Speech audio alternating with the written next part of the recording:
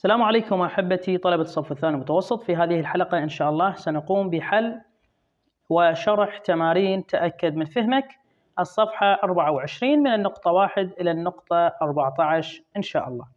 بالنسبة لي النقاط من 1 إلى 7 هي بسط الجمل العددية الكسرية التالية واكتب الناتج بالصورة العلمية. في الحلقة السابقة شرحنا كيفية التعامل مع الجمع والطرح والضرب بالصورة العلمية. في الخطوة الأولى نقوم بأخذ عامل مشترك من هذا الجزء وعدد مشترك من هذا الجزء. عامل مشترك هنا اللي عندي مشترك موجود بهذه الجهة وهذه الجهة هو 10 أس 4 وهنا 10 أس 4، فأخذهم عامل مشترك وأقوم بجمع هذا الجزء مع هذا الجزء بكل بساطة. فإيش يكون عندي؟ يكون عندي 7.4 أو 3 هنا زائد 3.6 في 10 أس 4. هنا موجود 10 أس 4، هنا 10 أس 4، آخذ من عندهم عدد واحد، آخذ عدد واحد. أجي أجمع العدد الكسري مع العدد الكسري والعدد الصحيح مع العدد الصحيح، يعني العدد الصحيح مع العدد الصحيح وجزء العشرة مع جزء العشرة. فنجي هنا نكتب يساوي 6 زائد 3، 6 زائد 3 يكون عندي 9. أكتب فارزة 3 زائد 3 10 في 10 أس 4. هنا أنا أحرك الفارزة بهذا الاتجاه، أحرك الفارزة بهذا الاتجاه، أضيف واحد. إذا أحركها بهذا الاتجاه والأس موجب أحذف واحد، أحركها بهذا الاتجاه أضيف واحد. فإيش يكون عندي؟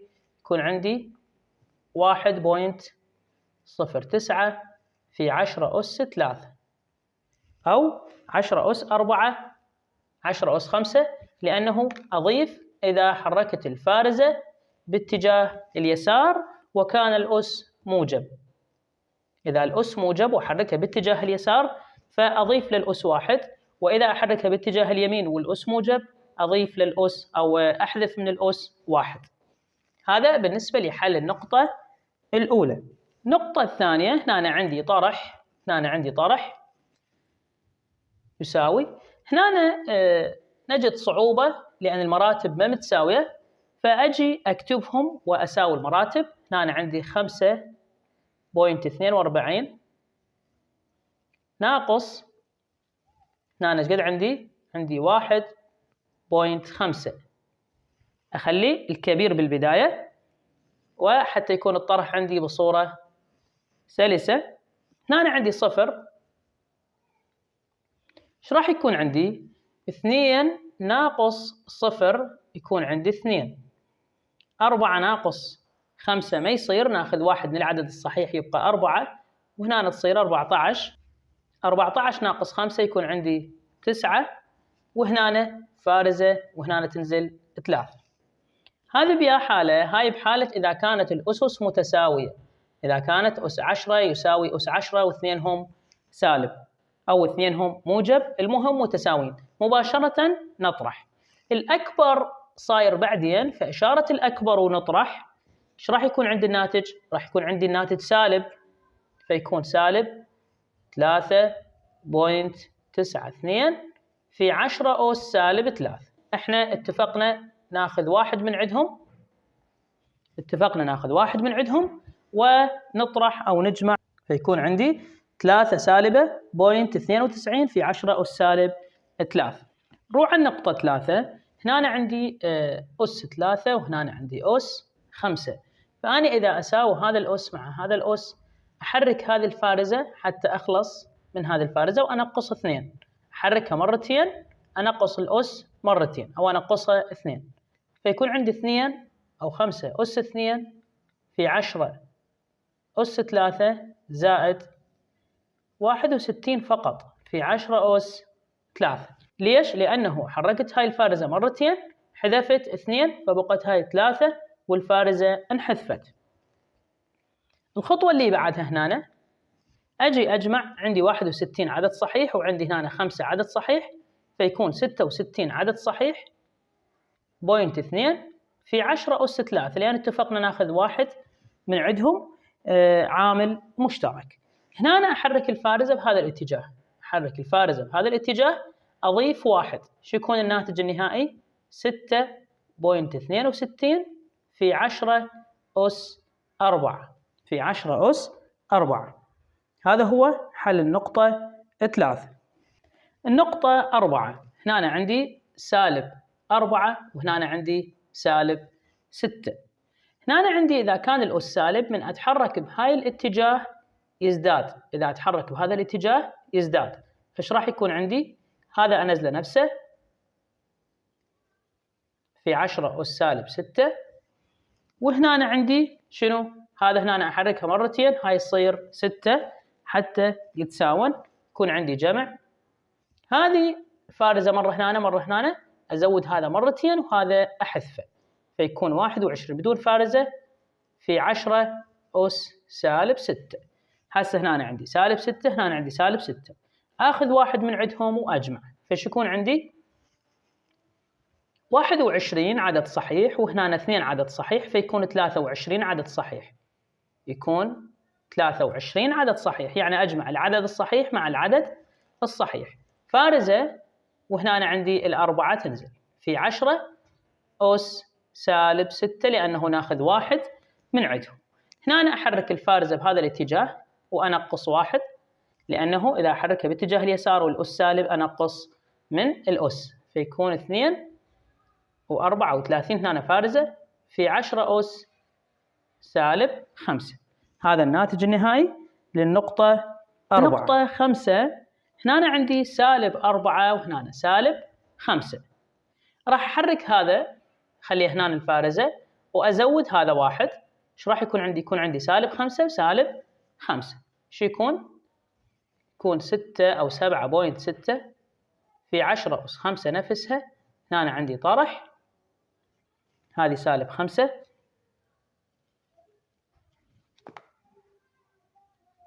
أس -5. هنا أنا أحرك الفارزة يصير 2.3، حركته هنا وراح أزود الأربعة واحد، شو تكون عندي؟ تكون -5، تكون -5 حتى يتساون، تكون -5، فيكون عندي 7 عدد صحيح 0.6 في 10 أس -5 ناقص 2 عدد صحيح 0.3 في 10 أس -5. هنا نطرح العدد الصحيح من العدد الصحيح ونطرح الأس أو نطرح الكسر من الكسر. هنا أنا عندي 7 ناقص 2 تكون 5، فارزة 6 ناقص 3 تكون 3 في 10 أس -5 مرة واحدة ناخذها الأس لأنه يعتبر عامل مشترك. نقطة 6 هنا أنا عندي -2 بموجب 2، هنا أنا ما أقدر أتخلص من عندها إلا أحذفهم نهائيا، فهنا أنا إيش راح يكون عندي؟ هذا الأس عندي موجب، الأس موجب، فأحرك الفارزة بهذا الاتجاه راح ينحذف الأس، وهنا أنا الأس سالب، أحرك الفارزة بهذا الاتجاه ينحذف الأس أو أس 10. هنا أنا إيش راح يصير عندي؟ هنا أنا إذا أحركها مرتين يكون عندي فارزة 0 0 7 4، يكون عندي بهذه الصورة. ليش؟ لأنه أحركها مرة هنا تصير يبقى عندي -1، أحركها مرة أضيف 0، زائد هنا أنا أحركها مرتين بهذا الاتجاه تصير 17.6. هذول الأعداد فقط أجمعهم للنقطة 6، فشو يكون عندي؟ يكون عندي هنا 17 ويا الصفر، هنا 17 0 زائد 17 هو 17، لأن العدد الصحيح مع العدد الصحيح نجمعه. هنا أنا عندي 0 ب6 يكون 6، وهاي هنا أنا ما مقابلهم رقم، فينزلون كما هم، والفارزة هنا تجي. هسه هذا الناتج النهائي للنقطة 6 يكون 17.6 674 بالألف. هنا أنا أقدر أحرك الفارزة مرة واحدة حتى تصير هنا، أحركها مرة واحدة. شو يكون الناتج؟ يكون الناتج 1.7674 في 10 أس موجب 1 في 10 أس موجب 1. هذا الناتج النهائي للنقطة 6. نقطة 7 ونقطة 8 بالنسبة لعملية الضرب يكون حل النقاط مثل ما موجود بصفحة 20 اللي هو كسر عشري بالصورة العلمية.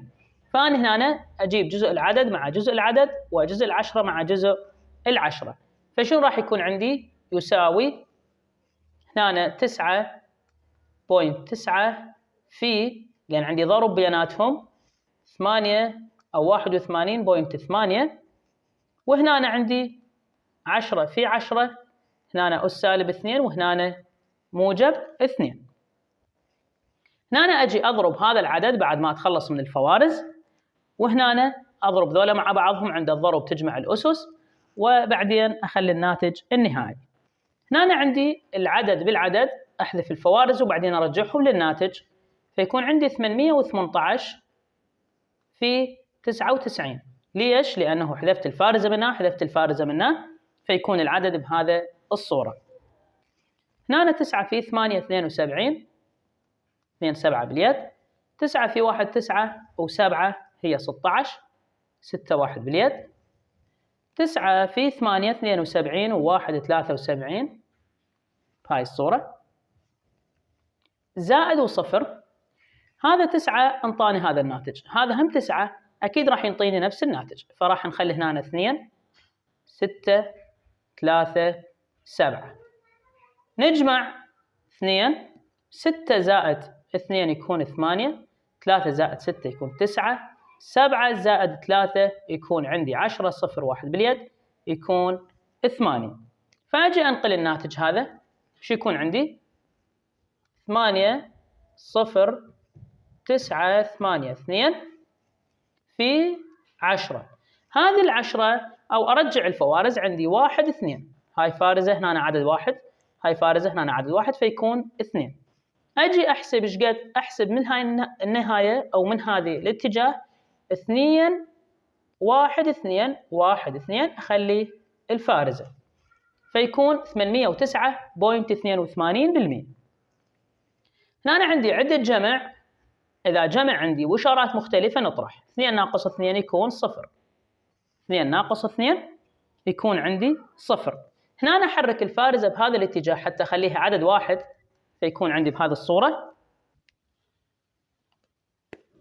فهنا أنا أحرك الفارزة مرتين، إيش راح يصير عندي؟ يصير 8.0982 في 10. إذا حركت الفارزة مرتين أخلي هنا 2، هذا الصفر بعد ما يشتغل ما يأثر، فهاي هنا تكون عندي 2. هذا هو حل النقطة 7. النقطة 8 بنفس الطريقة أيضا، شو يكون عندي؟ هنا عندي 5.3 في 7.2. هنا العشرة لوحدها 10 في 10، هنا موجب 4 بسالب 9.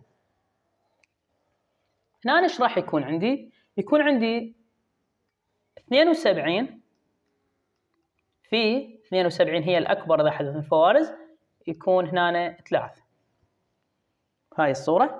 3 في 2 6، 3 في 7 21، نزلها كاملة. 0 وجمع ايش راح يكون عندي؟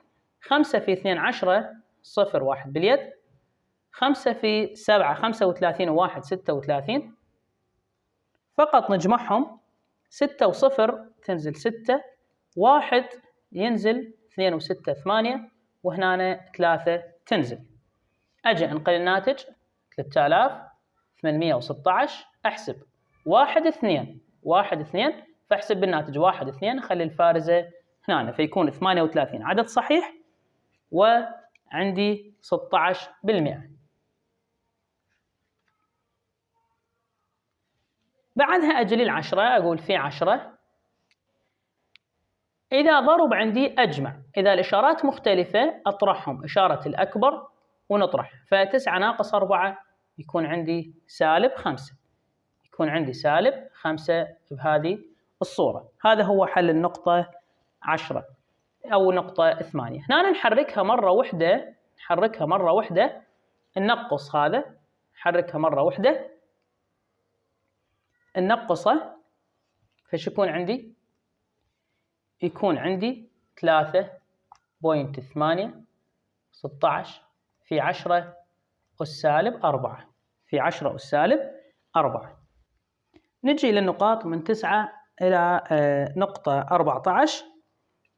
هنا أنا عندي النقطة الأولى اللي هو الجزء اللي يحتوي على جذور وقوة وكذلك قيمة مطلقة. نجي هنا الجزء الأول هنا جاهز، هو 2/5. هنا عندي طرح. جذر التربيع لل36 هو 6.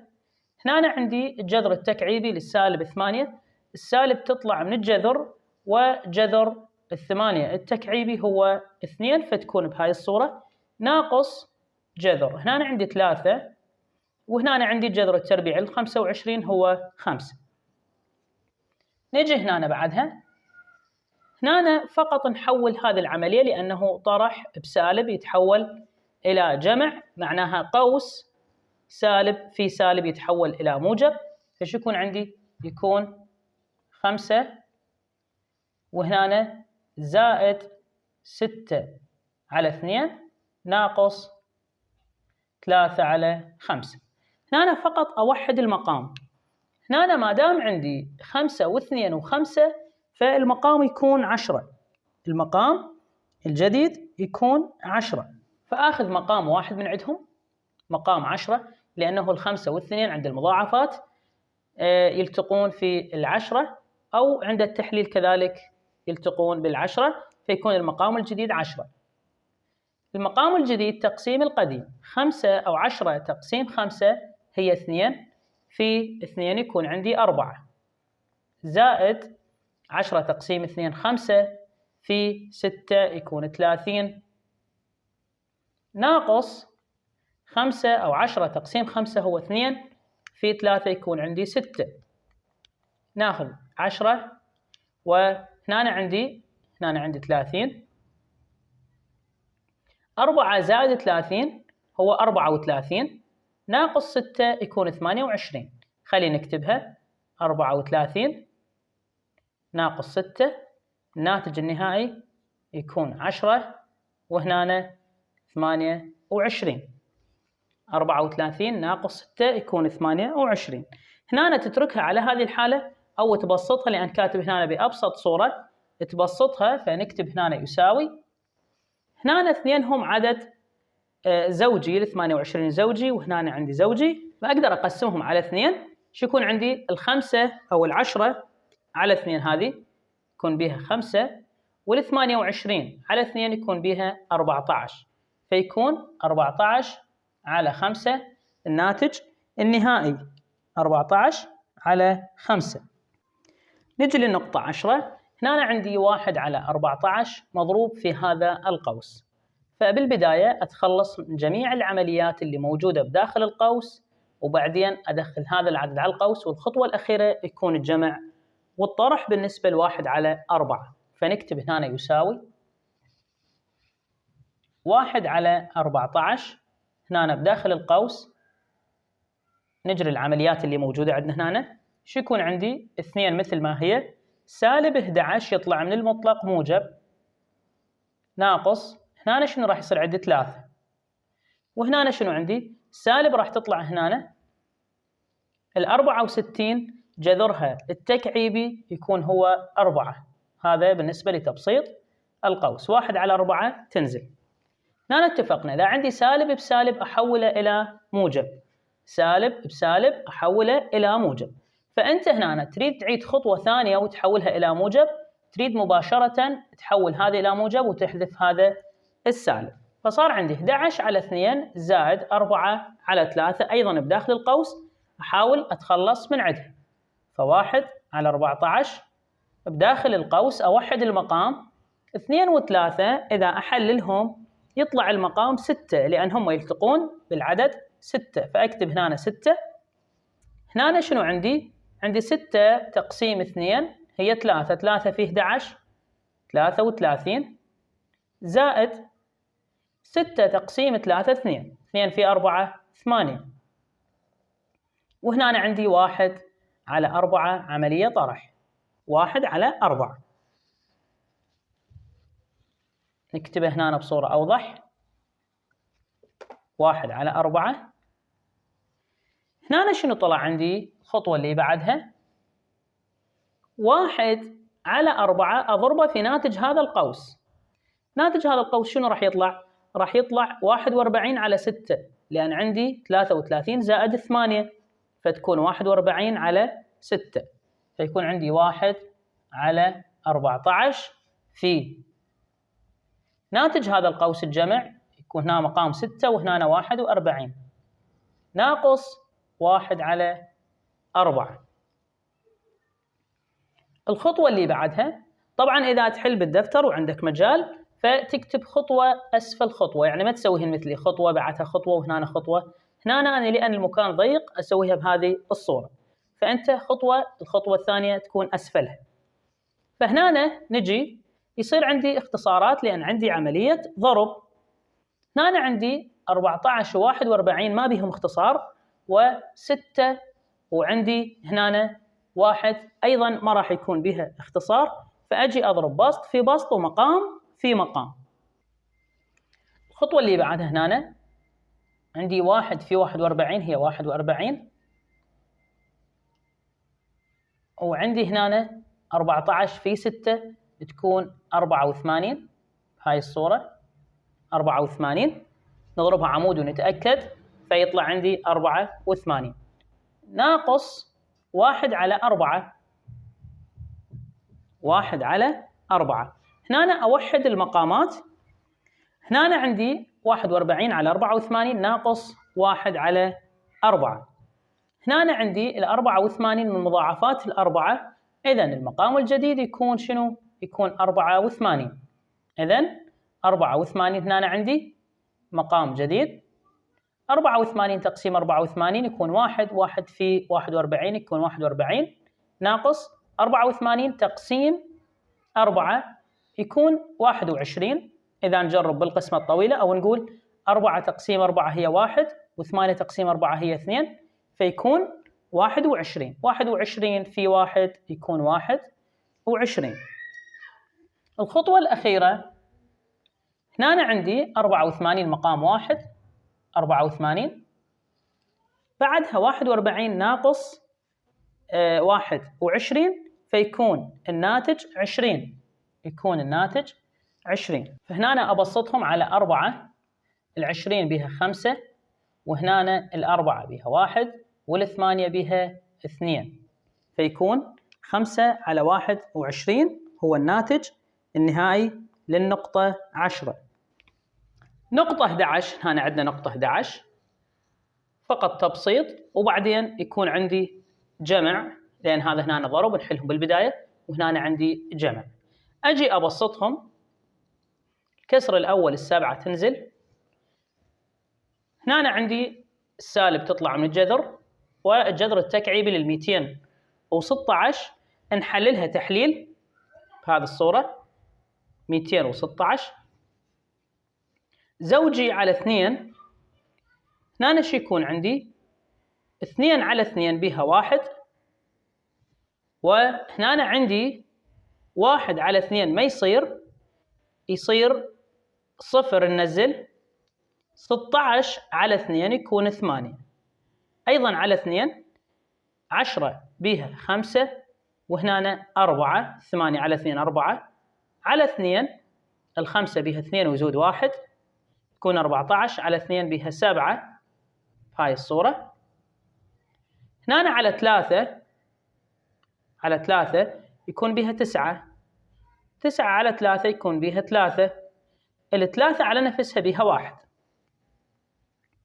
هنا بالجذر التكعيبي كل 3 متشابهات ناخذ منهم 1 فهاي 3 وهاي ناخذ منها 2. 2 في 3 يكون عندي 6.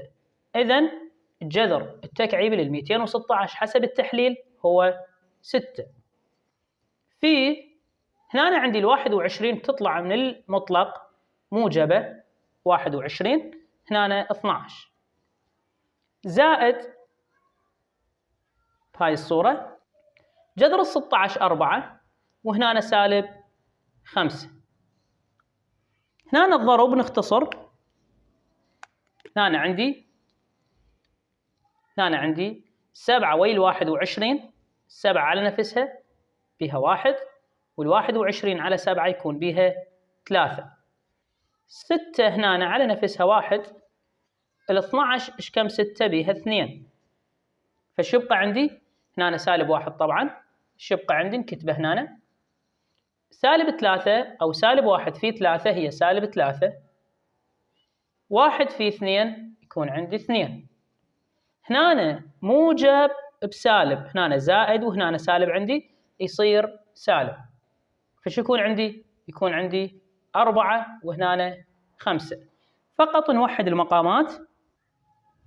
هنا أنا عندي ال4 من مضاعفات الاثنين في المقام الجديد يكون 4 تقسيم 2 2 في 3 تكون سالب 6 طرح 4 تقسيم 4 هو 1 في 5 5.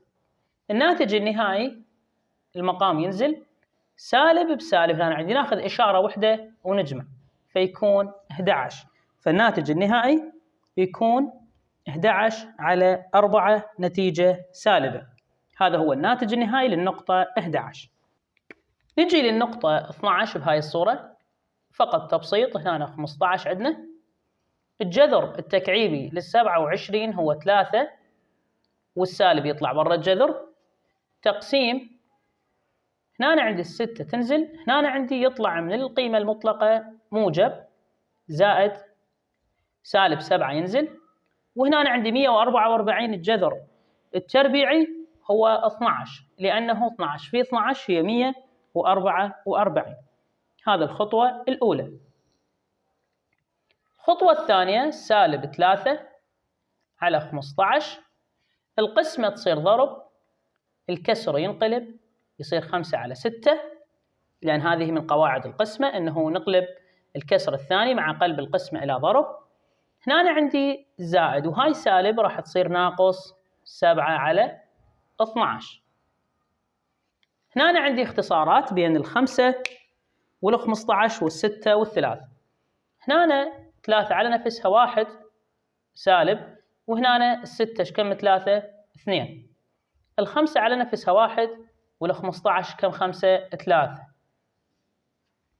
هنا أنا فقط أنقل اللي بقى من الضرب مع هذا الكسر، سالب 1 في 1 هو سالب 1، 2 في 3 هي 6 ناقص 7 على 12. هنا أنا أوحد المقامات فقط، ال12 من مضاعفات ال6، 12 من مضاعفات ال6 فال12 يكون مقام جديد، 12 تقسيم 6 هو 2 في سالب 1 سالب 2، 12 تقسيم 6 2 في سالب 1 سالب 2 طرح 12 تقسيم 12 1 في 7 7. ناخذ المقام نفسه ونجمع وناخذ إشارة واحدة يكون سالب 9، يكون سالب 9. هذا هو الناتج النهائي للنقطة 12. نقطة 13 هنا أنا عندي 1 على 2 أس سالب 5، وهنا أنا عندي سالب أو 5 أس سالب 4، 5 أس سالب 4 و5 أس سالب 2. هنا أنا عندي صايرة بالمقام، هنا أنا عندي بالبسط، فخلي هنا نجي نبسطهم ونرجع ننقلهم. هنا 1 على 5 أس سالب 2 في هنا أنا عندي 4